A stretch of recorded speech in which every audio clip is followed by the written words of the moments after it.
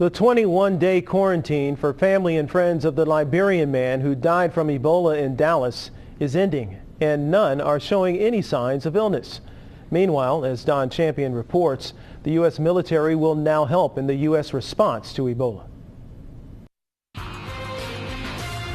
The Pentagon will now be part of the response to Ebola. The Defense Secretary ordered the creation of a new military medical team. Made up of 30 people, the team will include 5 doctors and 20 critical care nurses trained in infectious diseases. If needed, they'll deploy anywhere in the U.S. within 72 hours. We want to make sure we go a step further. As the military readies its response, the head of the National Institute of Allergy and Infectious Diseases hit the Sunday morning talk shows offering insight on new Ebola safety protocols. The Centers for Disease Control and Prevention is working on revisions. I can tell you what we do today at my institution is predicated on no skin exposed, good training, having somebody monitor you back and forth. Meantime, in Texas, a 21-day quarantine is ending for family and friends of Thomas Eric Duncan. The Liberian national was the first person to die from the disease in America. 2 nurses who helped treat Duncan have since contracted the virus. A 3rd hospital worker returned to Texas Sunday morning from a cruise.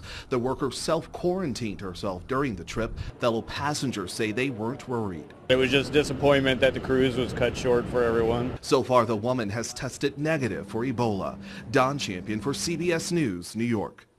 Just as a precaution, Carnival Cruise Line says all public areas of the ship the healthcare worker was on will now be sanitized. We'll be right back. You're watching Local 12 News live at 6:30.